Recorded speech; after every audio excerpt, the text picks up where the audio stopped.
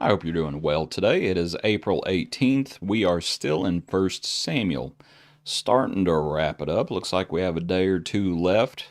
So we are in 1 Samuel. Our reading today comes from chapter 26, and we're going to go through chapter 29. If you're following along online or on the app, the application that we're using, there is a psalm that goes along with some of this, Psalm 56, but for this study, we're just going to look in chapter 26 through chapter 29. The first one is David sparing Saul again.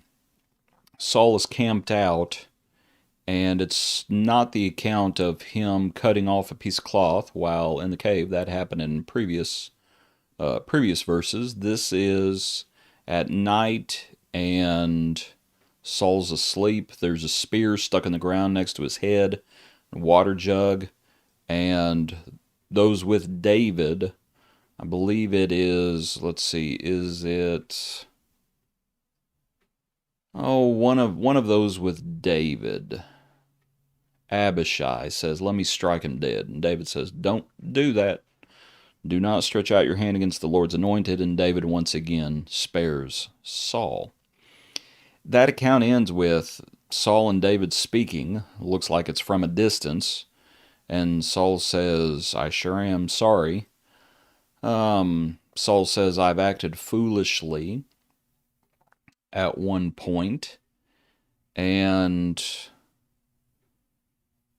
Saul says, verse 25, may you be blessed, my son David. You shall both do great things and also still prevail. But then the next chapter opens up, chapter 27. David said in his heart, "Now I shall perish someday by the hand of Saul. There is nothing better for me than that I should speedily escape to the land of the Philistines. And Saul will despair of me to seek me any more in any part of Israel, so I shall escape out of his hand." So David arose with 600 men who were with him and goes to the individual. I believe this is the same individual when he acted crazy before. Achish, the son of those, king of Gath. And it was told Saul that David fled to Gath, so he sought him no more. So David's with the Philistines. I suppose we'll come back to that here in a second. Chapter 28 now, you have the account of Saul as the Philistines gather together, and they're going to do battle against Israel. Saul, quaking in his boots, would like to have a little counsel. He inquires of the Lord, verse 6. The Lord doesn't answer. Either by dreams or by the Urim or by the prophets. So Saul says, I need to find a medium. I need to find a witch. And it's the account where he goes to the medium at Endor. And the medium at Endor does her thing, and lo and behold, Samuel pops up. And Samuel tells Saul all the things he's already told Saul. Verse 16, why do you ask me? Samuel's dead, by the way.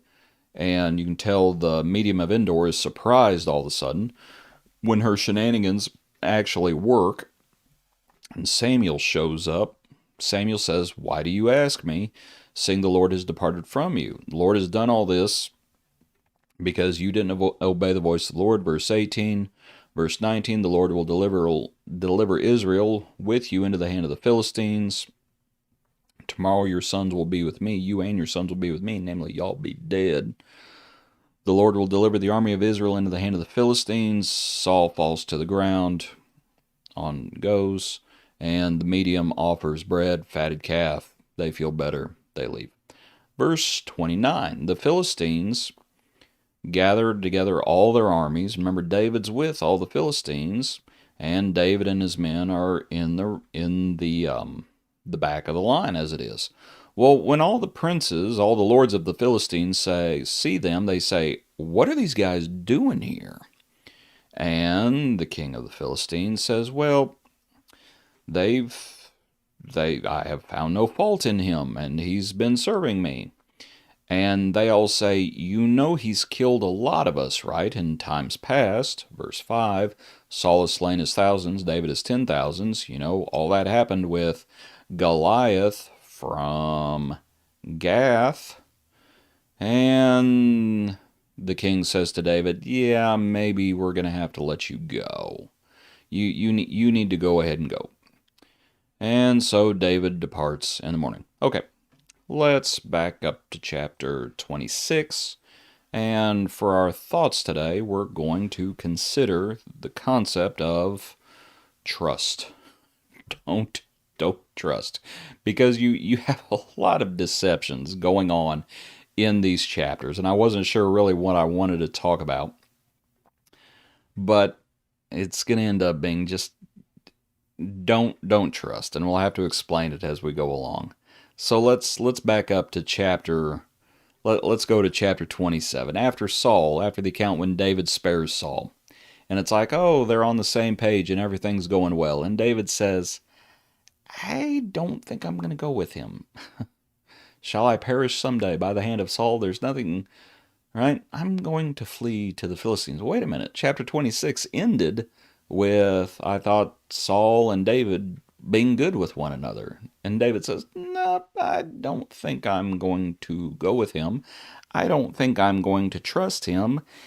And you might ask, why wouldn't you trust Saul? Well, history tells me not to trust him. Based on history, we're not saying the people cannot change, but David is just being careful, perhaps. And he's just saying, no, I don't think I'm going to go with him because he's probably going to try to kill me again. Like he's done previously, multiple times. And so he doesn't trust him. And we think about history. And we think about people, if they change, okay.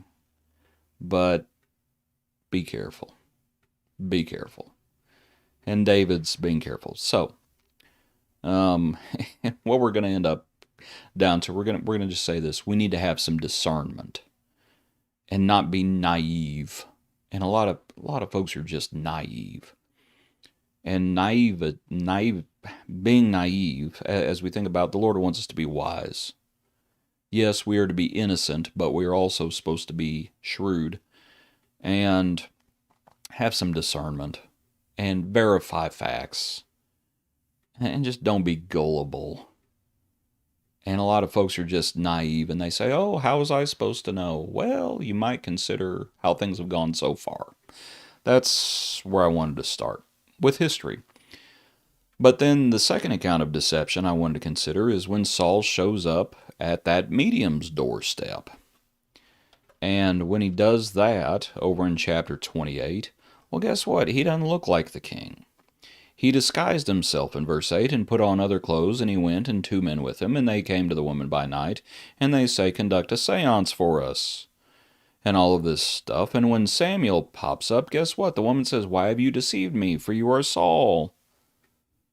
And as an application, we might consider we don't trust appearances. Appearances can be deceiving.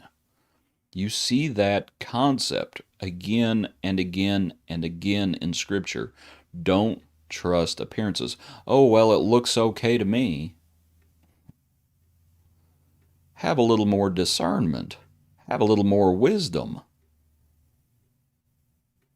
There are wolves in sheep's clothing.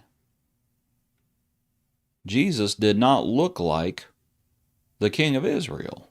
Stop judging by appearances. Oh, well, it looks good. I'm glad it looks good, but Saul didn't look like the king at this point. He disguised himself. And the medium bought it. Don't trust appearances.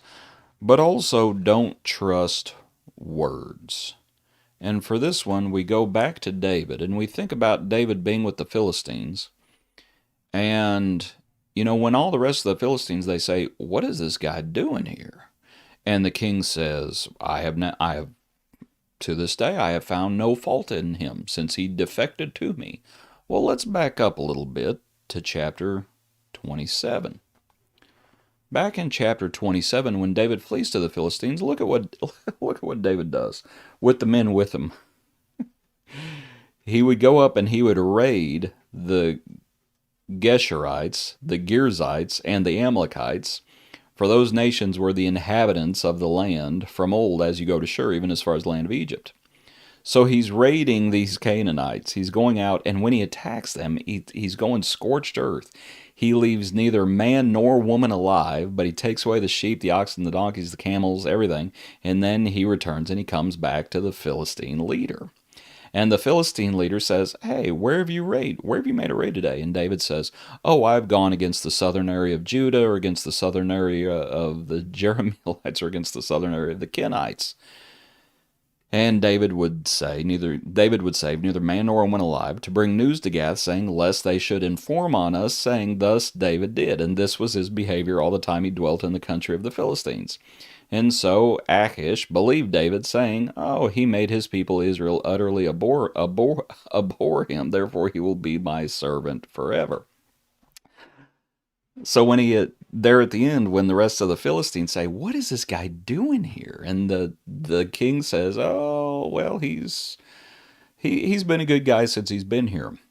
And he's believed everything that David has said. David keeps going out raiding and killing the Canaanites.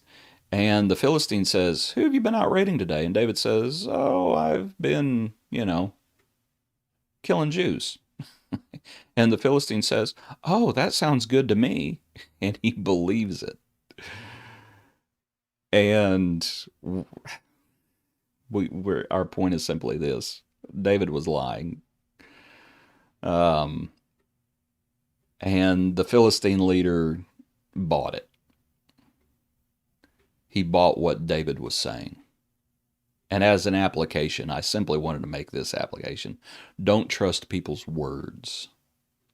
Because sometimes people will say the right thing, but their actions say something else.